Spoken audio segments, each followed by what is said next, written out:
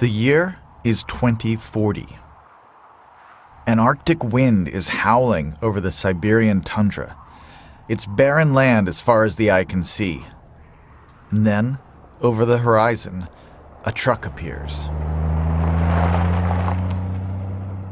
Inside are two zoologists. They've been traveling for several days, searching. Haven't we already been here? I don't think we're going to find them. The last sighting was in this sector, but they roam pretty widely. It's getting dark out. We should turn back. Not yet. Wait, did you hear that? What? Shh, stop the truck. Listen. There it is again. It came from that direction. The truck weaves around trees, trying to get traction in the mud. These days, with the earth warming, the permafrost is melting and things are sloppy. Which way now? To the left. Up that hill near those trees. In fact, those trees are part of the reason Siberia is thawing. Historically, Siberia was grassland. Grasses reflect more sunlight back into space than trees do, keeping the ground cooler. Grasses also provide less insulation in the winter, meaning the cold temperatures can penetrate deeper. Getting rid of trees would help keep Siberian ground cold and keep its greenhouse gases safely locked away. Something has to keep the trees in check, though, knock mature ones over and trample the saplings. It's too big of a job for human beings. Siberia is too vast, too inhospitable. But it's not too big of a job for the creatures the two zoologists are searching for. There they are. I mean, I'd seen the pictures, but wow, they're enormous. They're both odd. They're looking at the first herd of woolly mammoths to walk the earth for 10,000 years.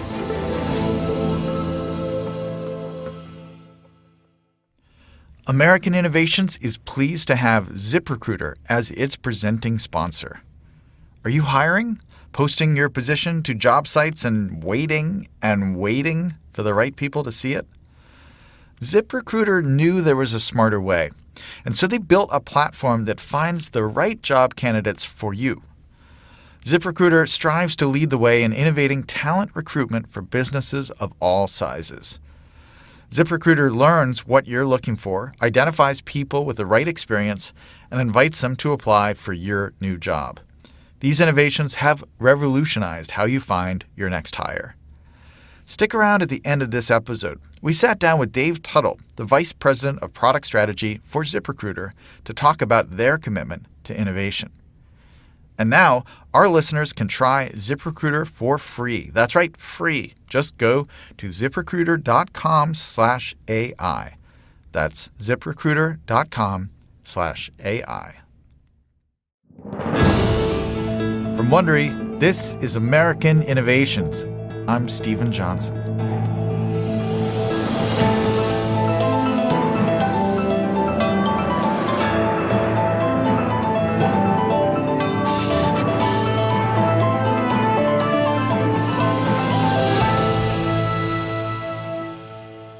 The Human Genome Project finally allowed us to read the Book of Life, the genetic code of living things.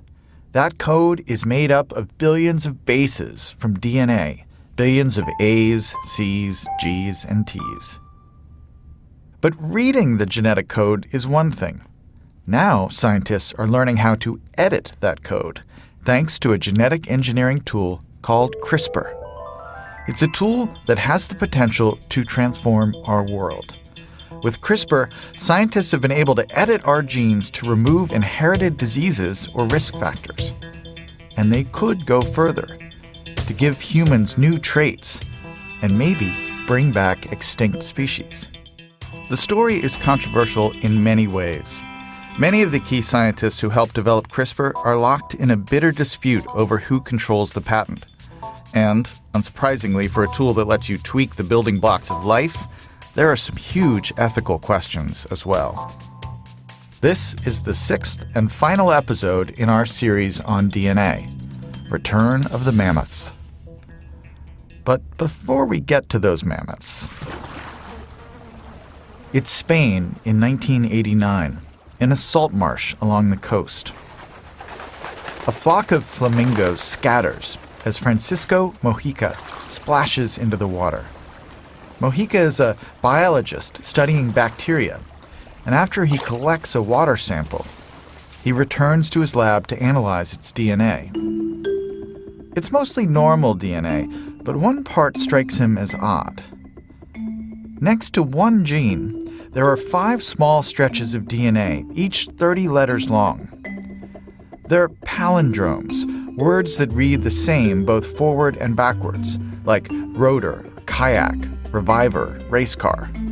But these are much longer. In between the palindromes are other stretches of DNA, made up of 36 letters. These non-repeated sections are now called spacers. So that's the pattern Mojica found. Palindrome, spacer, palindrome, spacer, palindrome, spacer, over and over. Mojica has no clue what this DNA does, but he has little time or resources to investigate it further.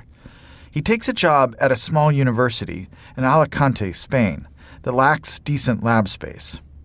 He has to abandon sequencing and focus instead on what's called bioinformatics, looking for patterns in DNA data.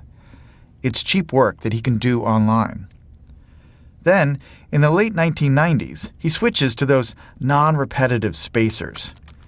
He starts typing out their DNA sequences into the word processor on his computer. Let's see, A, G, C, C, another C, G, another C, T, A. He then pulls up a DNA search engine called BLAST. It allows him to search for similar sequences in different species. He copies and pastes the sequence of letters and hits return. Nothing. No matches. A year or so later, he tries again. Okay, C, G, T, G, C, oops, that's a G. Then A, T. He copies and pastes, and again, nothing. Finally, in August of 2003, Mojica takes refuge from the heat in his air-conditioned office. And with nothing better to do, he begins typing up more spacers.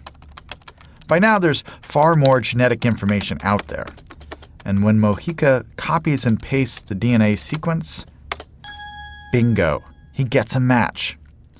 But at first, the match he finds doesn't make any sense. After all, he found this spacer DNA in a bacteria. But the DNA hit he discovers isn't in bacteria, it's in a virus. Puzzled, he tries some other spacers. More virus matches. Mojica spends several days holed up in his office. He ends up typing out 4,500 different bacterial spacers and copying and pasting them all into his computer. He gets just 88 hits overall, around 2%. But all those hits come from viruses. And he notices something striking. In 2/3 of the cases, the bacteria are immune to the viruses that match. Eventually, this pattern of DNA would acquire a name: clustered, regularly interspaced, short palindromic repeats, or CRISPR. While Mojica might have discovered CRISPR, he wasn't yet able to say for certain what it did. The answer would be found in a surprising place: a yogurt-making plant in Wisconsin. It's the early 2000s. Scientists at Danisco, a food manufacturing company in Wisconsin, are looking at bacteria. Bacteria are vital for making yogurt. Yogurt is milk cultured by bacteria to give it that sour tang. As a result, viruses that threaten those bacteria are a major headache for manufacturers. Danisco calls in the geneticist to sequence the code for the bacteria that turns lactose into lactic acid. Come have a look at this sequence. What is it? These are some of the spacers from the bacteria's sequence, but they look a lot like the genetic sequence from some of the virus sequences we've been doing. The scientists are discovering the same thing as Mojica. Parts of the bacteria's DNA contain genetic code from all kinds of viruses: monkeypox, frogpox, and ringworm viruses. But they go even further. The bacteria that have these bits of code in them are also resistant to these viruses. So it's part of their immune system? Exactly. How does CRISPR work? Basically, the CRISPR system has two steps: recognizing viruses and killing them. First, recognizing viruses. The key is in that genetic code. Whenever bacteria fend off a viral attack, they retain some of the virus DNA as a spacer. It's like a mugshot. They store the virus DNA to remind them what the bad guy's DNA looks like. Then, when they face the viruses, bacteria use a special enzyme that acts like scissors, because chopping up the virus DNA is a great way to stop them. The scissors can't just start cutting DNA willy-nilly, or else a bacteria's own DNA might get shredded. The mugshots solve this problem. The bacteria use the DNA mugshots to build what's called a guide. This guide is the mirror image to the virus DNA, so it can recognize the virus DNA and latch onto it. This mugshot guide system ensures that only the virus DNA gets snipped, and only at a specific point. At the yogurt factory, the team of scientists uses CRISPR to identify the good bacteria to use in dairy production. They sequence the DNA mugshots and use only bacteria that are immune to troublesome viruses. These kinds of cultures have become widespread in the dairy industry. If you've eaten cheese or yogurt in the past decade, you've eaten CRISPRized food. It's a powerful defense weapon for a bacteria, and a good thing if you want stronger bacteria for your cheese making. But if CRISPR was important only for dairy, you would have never heard of it. It was what happened next in CRISPR research that made it a worldwide scientific phenomenon. Just a few years later, a group of scientists would take that weapon and turn it into a tool. It's 2011, San Juan, Puerto Rico. A geneticist from Northern California named Jennifer Doudna is attending a conference. For years, Doudna has suffered from a nagging doubt that her research wasn't improving people's lives. But at this conference, she meets someone who will help change that. Excuse me. Her name is Emmanuelle Charpentier, and she's a French scientist. I've been searching all over for you. For me? Yes, let's go for a walk. Charpentier takes her by the arm and pulls her outside. They start wandering the cobblestone streets of San Juan. Charpentier is talking about her research. I study flesh-eating bacteria. I'm interested in seeing how we might be able to cure people who become infected with this bacteria. But to do that, I have to figure out how to get past the bacteria's immune system. Doudna must have been wondering what on earth was going on. I have been looking for a cure, but during my work, I came across something interesting. Your lab works with CRISPR. We do. I want to work with you to figure out how CRISPR works so that I can develop a cure. Doudna likes Charpentier's intensity. And right there in the street, the two women agree to join forces and begin working together. After a few years, they push beyond other scientists to a new breakthrough. Now remember that CRISPR has two parts, the scissors and the guide. Bacteria create the guides based on the DNA mugshots that they store. The guide then drags the scissors to a specific point to cut virus DNA. But Charpentier and Doudna realize that they can remove the CRISPR guide and scissors from bacteria, isolate it all in a test tube. Now they can inject the scissors into any cell. And instead of letting bacteria build the guides, they realize that they themselves can make the guides and attach those guides to the scissors. The guide will then lock onto the DNA and cut where we tell it to. We can edit DNA wherever we want. Think about what a powerful tool this is. First, scientists discovered the Book of Life, then they learned how to read it. Now, with CRISPR, scientists have the ability to edit the words of that book. Once CRISPR cuts the DNA at a specified point, scientists can then swap in whatever DNA they want. It's like editing with the word processor on your laptop. Doudna and Charpentier publish a paper proving that, yes, this human-made CRISPR can edit DNA in test tubes. It's groundbreaking. The discovery makes Doudna and Charpentier science rock stars. The only question now is whether CRISPR will work not just in test tubes, but in animal cells, much more complicated environments. And here's where the CRISPR story gets controversial. Because in Boston, another geneticist is working on CRISPR, and a fight over who owns the technology is coming. American Innovations is brought to you in part by Wix.com.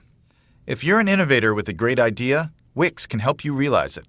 They've developed artificial design intelligence that will help you create a stunning website tailored exactly to your needs. And now you can create your website right from your phone, which means you can open up your own online store, portfolio, or blog wherever you are, even while listening to this podcast. Just go to Wix.com, decide what you need a website for, pick your style, add your images, and just like that, your website is ready. You look amazing on every device, desktop and mobile, and it takes less than 5 minutes. Plus, you can do it with one hand. Great innovators can change the world, but first, the world has to know about you. So it's time to get started. Go to Wix.com, that's Wix.com, and create your very own beautiful professional website today. This episode of American Innovations is brought to you by Pitney Bowes. With Pitney Bowes mailing and shipping solutions, confidence is built in. As someone dedicated to innovation, some of my favorite innovations are the ones that save me time. I'm usually busy trying to write books or follow my latest hunch, and the one thing I definitely don't have time to do is wait in line to mail important letters and packages. Pitney Bowes SendPro C200 has become a great solution for all my office needs. The C200 calculates exact postage and shows pricing for all your shipping options. You'll never overpay. Their options allow you to compare current rates from 3 major shipping carriers, including UPS, and choose which to use. I save money every single time I ship.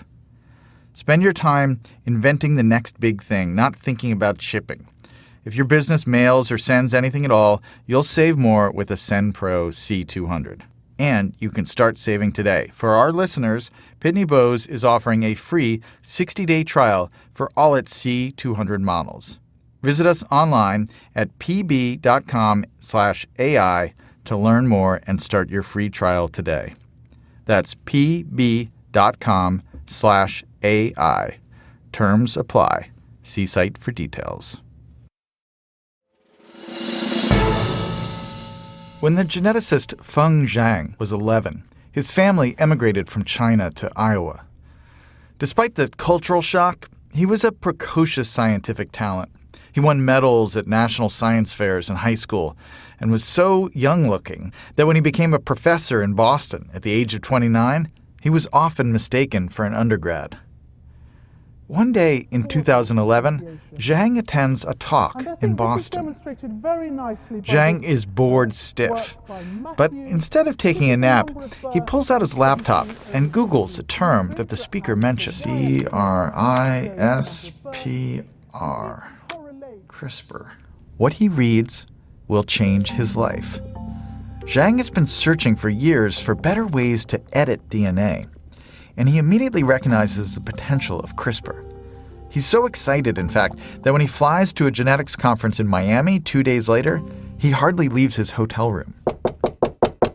Feng, are you there? We're missing the talks. Go away. What are you doing in there? Are you ill? No, I told you, I'm doing research.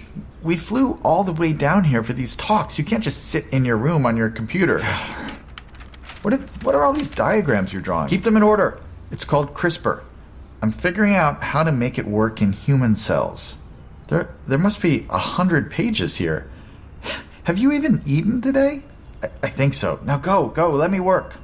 A few months later, Zhang sees the paper by Doudna and Charpentier on editing DNA in test tubes. It might have been a real blow. There's nothing worse in science than being scooped.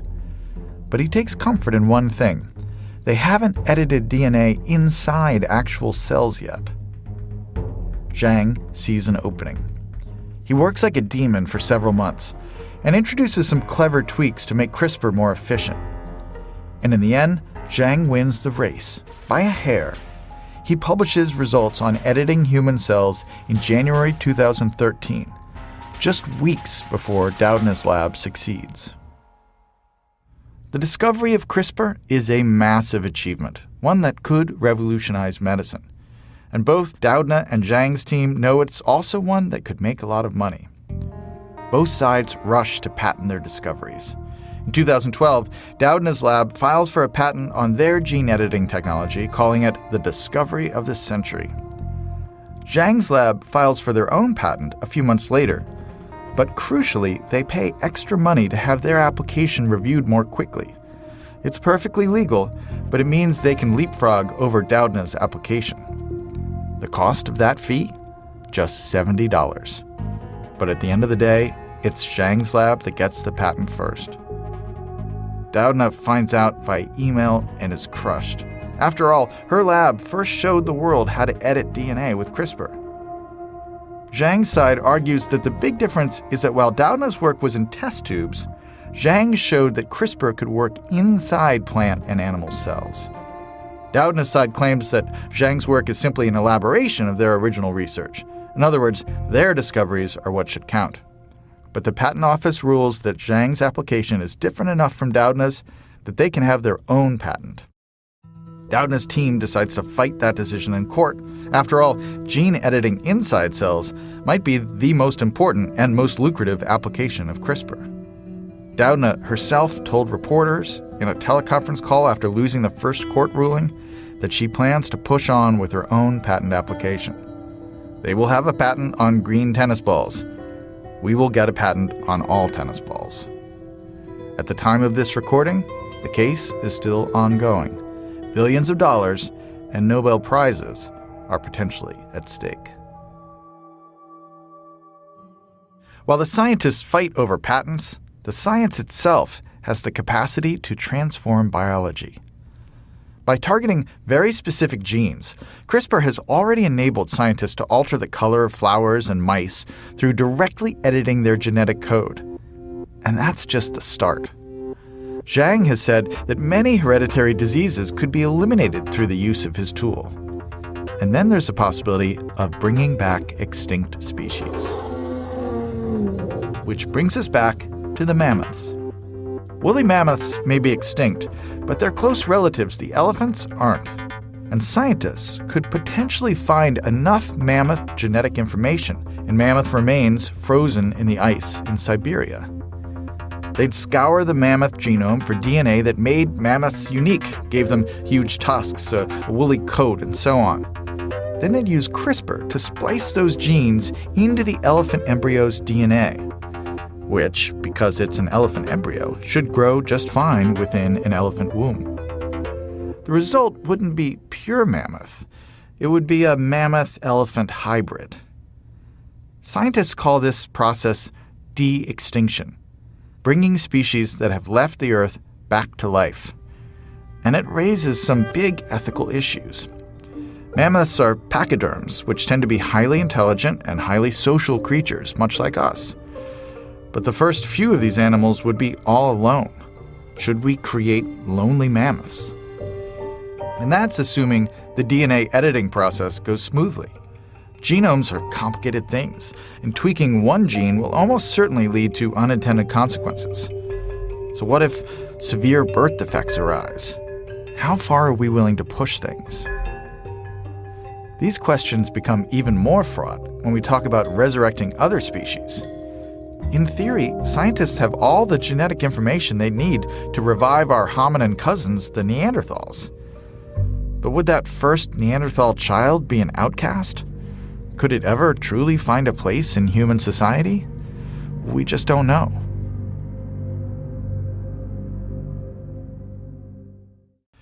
Perhaps most controversially of all, CRISPR gives us the ability to edit our own DNA. To see how this might work, let's revisit a scene from the second episode about Dr. Garrod and the babies with black urine disease. You'll recall it's a recessive genetic disorder that disrupts an enzyme inside their cells. As a result, babies pee black urine, and the disease can have some serious side effects later in life. That baby that Dr. Garrod treated was back in the late 1800s. But imagine it happening 10 years from today. A new mother is waiting in the doctor's office with her child, pacing nervously. "Hello," I'm sorry to insist on an appointment, doctor, but I'm panicked. I understand. And your little Henry looks fine, but what seems to be the problem? The mother puts Henry down and reaches into her purse. She removes a gallon Ziploc bag with a diaper inside. She holds it at arm's length and opens it. He's peeing black. When it first happened the first time, I tried to ignore it. I buried the diaper in the trash. I figured he was just sick or something. But then it happened again and again. I don't know what's going on. I see. The doctor examines the diaper. What? Have you ever heard of alkaptonuria? Oh, God, I looked online. Isn't that fatal? Now, it's nothing you need to panic about. We can treat the symptoms quite well nowadays. Or there's another option. What is it? There's a new treatment out there using CRISPR. It's a genetic engineering tool. She clutches the baby tighter. I don't want you messing with my baby's genes. Unfortunately, Mother Nature already has. He has a small defect in his DNA. But CRISPR can fix that. It's a simple injection. Like a shot? A lot like that, yes. But it contains a molecular scissors that can cut out the DNA at the precise spot where your son needs it fixed. And what then? We also inject a correct version of the DNA, which his cells will swap in. You have a smartphone, right? Yes? Think about it like a software update, a patch for his DNA. A patch? And that's it? He's fixed then? As with any treatment, there can be side effects. A few other genes might get disrupted on some cells.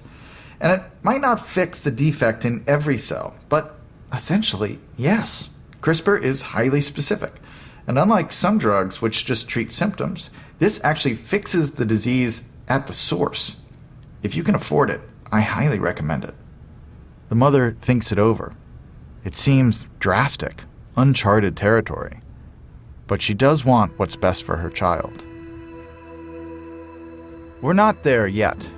And in many ways, this is an exciting future. Imagine being able to eliminate diseases like cystic fibrosis or sickle cell anemia at one stroke. Scientists have in fact already used CRISPR in test tubes to fix genetic defects that cause blindness. They can make cells impervious to the virus that causes AIDS. And the possible applications go even further. Some scientists are trying to grow human organs inside pigs to help ease our country's chronic shortage of organ donors. We can't transplant pig organs into humans right now because they'd be genetically incompatible. Our immune systems would attack the organs. But if we could tweak pigs with CRISPR and delete the genes that provoke the immune response, then their kidneys and livers and even hearts could potentially survive in humans. Pig organs in humans may sound like a crazy sci-fi scenario, but they're actually not all that controversial. We all want to help sick people and eliminate genetic diseases, and CRISPR is a great tool for that. But there are more complicated questions. What about using CRISPR to change your eye or hair color? Or tweaking your children's eye color? Or making them taller or significantly smarter? And what if these changes are only possible for people who can afford it? If CRISPR fulfills its scientific promise, these are questions our descendants may have to face in the not-so-distant future. And while we haven't faced these exact questions before, we do have some troubling times in our past that inform these questions. The shadow of the eugenics movement.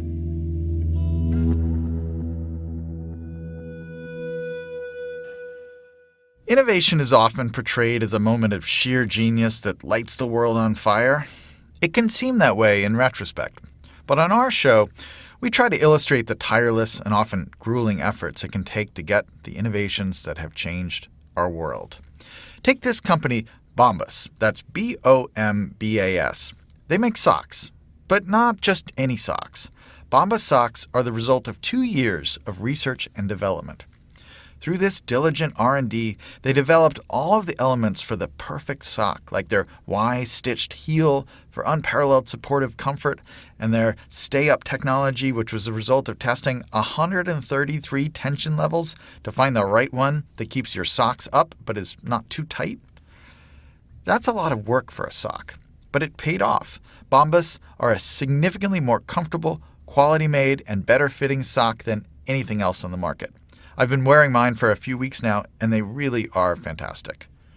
And because socks are the #1 requested item in homeless shelters around the U.S., for every pair of socks that they sell, Bombas donates a pair to someone in need. You can save 20% off your first purchase by visiting bombas.com/innovations. That's BOMBAS.com/innovations. And enter the offer code INNOVATIONS at checkout.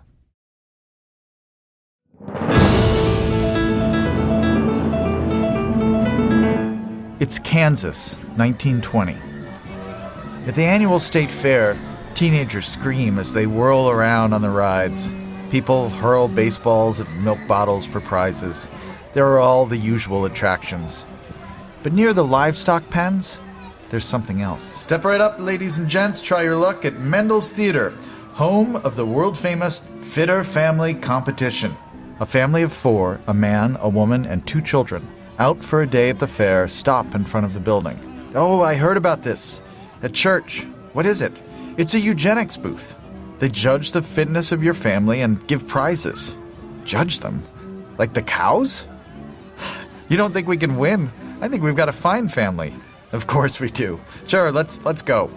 They step inside Mendel's Theater. Inside, the first thing they see is a baby in a glass booth. Underneath the baby is a sign, "Fittest Kid in Kansas." Step forward. It's a doctor wearing a white coat. He beckons to the 2 children.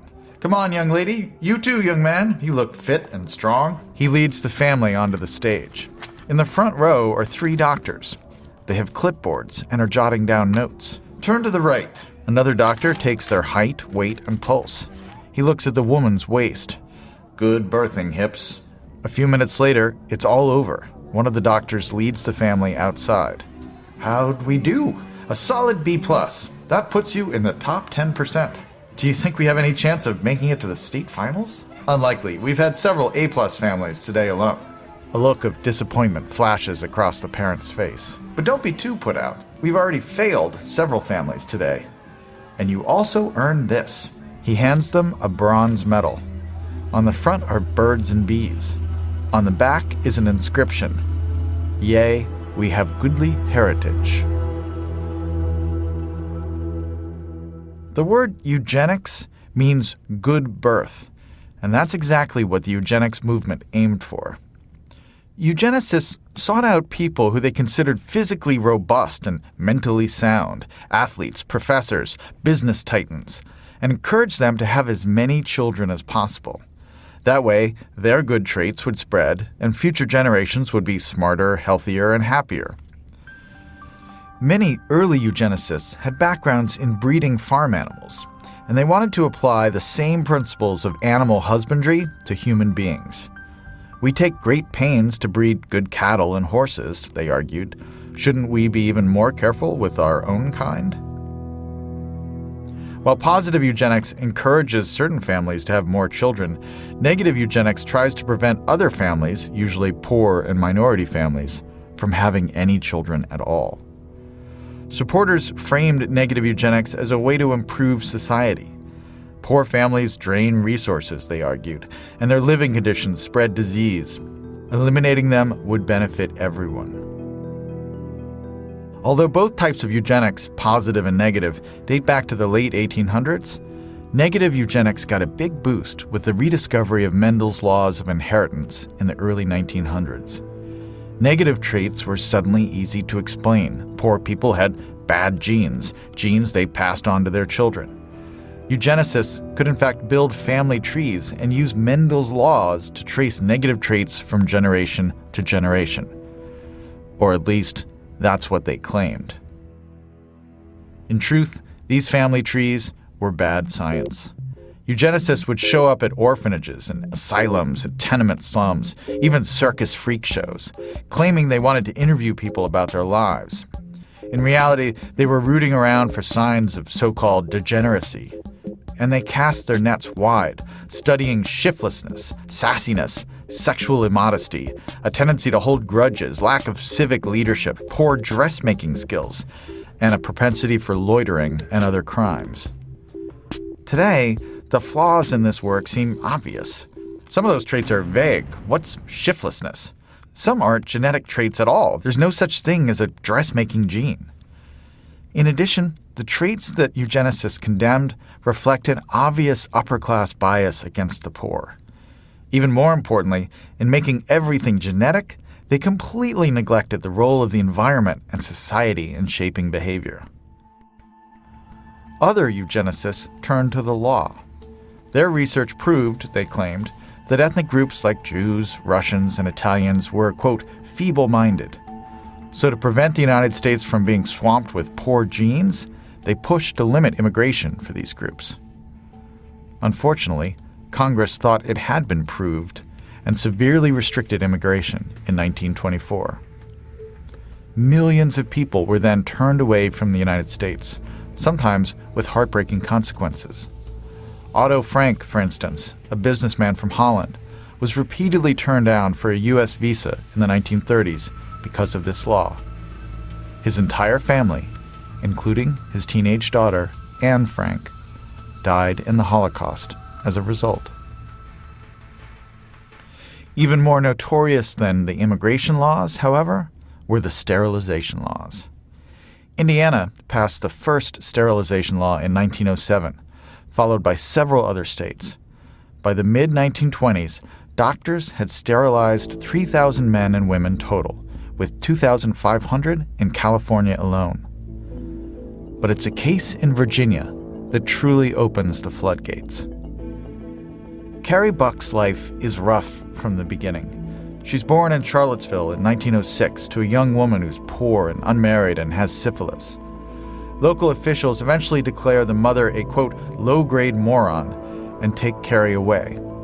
She's placed in a foster home at age 3. But her new foster family is abusive.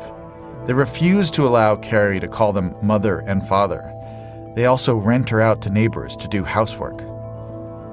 Most disturbing of all, a nephew of theirs rapes her at age 16 and she gets pregnant. But when local officials learn about the pregnancy, they blame Carrie.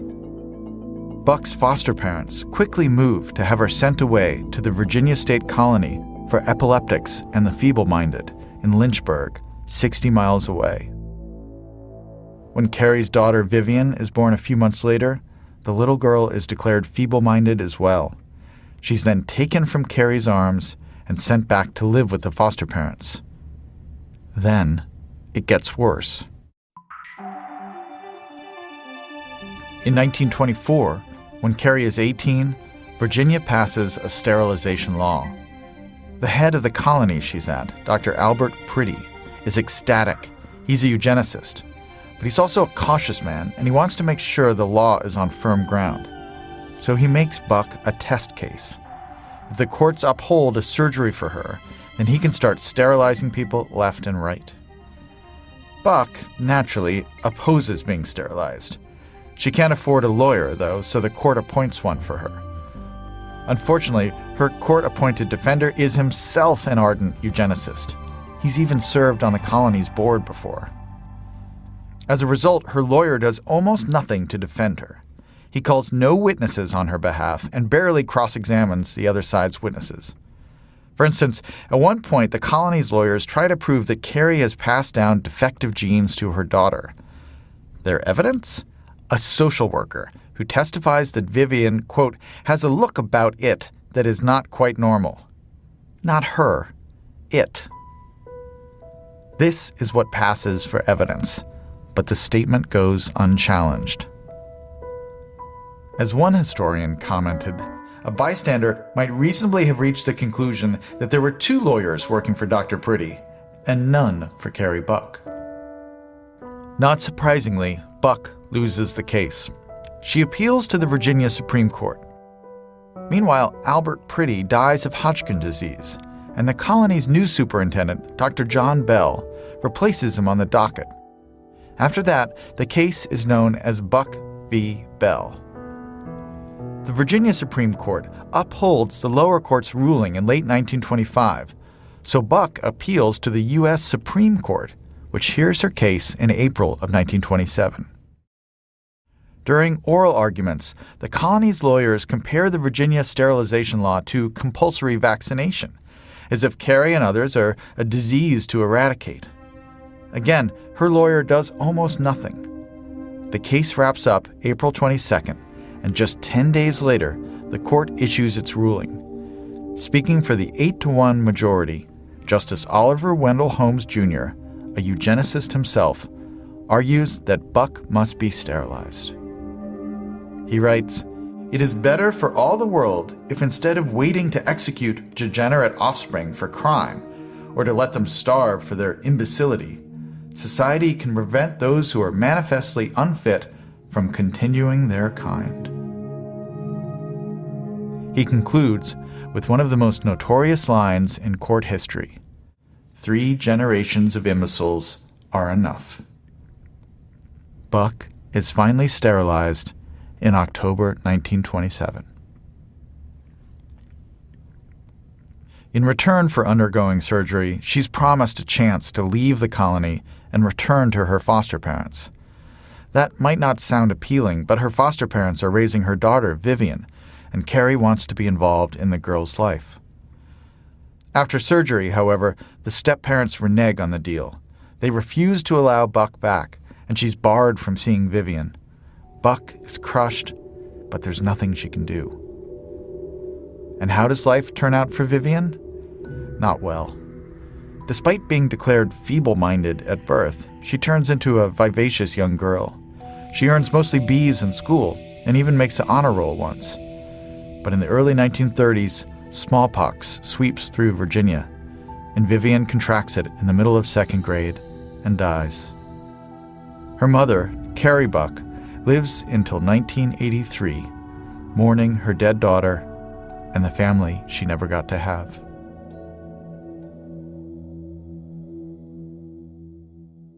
Before the Buck versus Bell ruling, states were sterilizing around 230 people each year across the country. In the decade after, that number rose tenfold to almost 2,300 per year. Many weren't even told what the surgery was. Doctors would lie and tell them that they needed their appendices removed. That very thing happened to Buck's sister, Doris, who never could understand why she and her husband were unable to have children. Eventually, 33 states passed eugenics laws, and 66,000 American men and women were sterilized. Nor was the damage confined to the United States. When Adolf Hitler rose to power in 1933, the Nazi Party looked to the American eugenics movement for inspiration. In particular, they used our eugenic laws as a model for their own crusade to sterilize Jews and other undesirables. 350,000 people total. In fact, when the American prosecutors at the Nuremberg war trials in 1946 tried to condemn Nazi doctors for sterilizing people, the Nazis flung the charges back in their face. If your own Supreme Court declared this legal, they said, how can you charge us with crimes? If it's so bad, how did it happen there? The Americans didn't have an answer. We live in an exciting moment. Our understanding of DNA is opening up new ideas about where human beings came from and what we are now. Our mapping of the human genome is a major scientific achievement. But it's more than just a blueprint. It's also a storybook filled with thousands of tales about humankind, about everything that's good and bad about us. And it's only in the past few decades that we've been able to read these stories for the first time. And if we're careful with this new knowledge, it could help us understand and even shape where we might be headed in the future. DNA is a storybook, millions of years of humanity all twisted up into tiny strands. As we close our first series on American innovations, it's time to say goodbye to DNA and look to the future. Where is your future taking you? Hopefully, somewhere new and exciting and innovative. Often, new beginnings have us reflecting on where we used to be. 10 years ago, the world looked a lot different. Dave from ZipRecruiter thought it looked different for hiring, too. I think 10 years ago, the recruitment industry was probably looking to what had really worked in the consumer world, right? So you saw, job boards that were basically taking the newspaper classified and then just putting it on the internet. Then multiple job boards were aggregated into one destination. And then ultimately it became something to where the gap between what was going on in the consumer world and the gap between what was going on in the recruitment world became more and more narrow. In other words, as technology was changing, and it has changed so rapidly over the last decade, recruitment started to catch up, and my mission was just to be on the forefront of that. Dave saw the gap between employers and job seekers shrinking, but the problem of finding great talent was still huge. As I feel like ZipRecruiter is so far ahead of the curve when it comes to engaging job seekers, adapting new technology and emerging technology to help facilitate both the job seeker experience, their ability to search for a job, engage with a job, and then ultimately apply to that job, and work with large companies to make sure that they're getting the best job seekers. If you're hiring, you can try it for free. Just go to ziprecruiter.com/AI. That's ziprecruiter.com/AI. One more time, ziprecruiter.com/AI. ZipRecruiter, the smartest way to hire. I hope you've enjoyed our final episode on the dynamo of DNA. Next week, we'll conclude our series on DNA with an interview with Britt Ray. After that, we're going to start a new 6-part series that explores the history and science behind nuclear energy. We'll tell the incredible story of how we harness the power of tiny molecules and look at the promise and the peril of this discovery. If you like our series, please do give us a 5-star review and tell your friends to subscribe. We're available on Spotify, NPR One, Apple Podcasts, and every major listening app, as well as at Wondery.com. If you enjoyed these 6 episodes on the history of DNA, the author of this series, Sam Kean, has several wonderful books about DNA, neuroscience, and more. His book on DNA is called The Violinist's Thumb, and it's available wherever books or ebooks are sold. You can learn more about his books on his website, samkean.com, or you can follow the links in the show notes. And a quick note about those historical recreations you've been hearing. In most cases, we can't know exactly what was said. Those scenes are dramatizations, but they're based on real historical research. If you're listening on a smartphone, tap or swipe over the cover art of this podcast. You'll find the episode notes, including some details you might have missed. American Innovations is hosted by me, Stephen Johnson. For more information on my books on science and innovation, like How We Got to Now and Wonderland, you can visit my website at stephenberlinjohnson.com. Sound design on this episode is by Bay Area Sound. This episode is written by Sam Kean. The producer is George Lavender, executive produced by Marshall Louis for Wondery.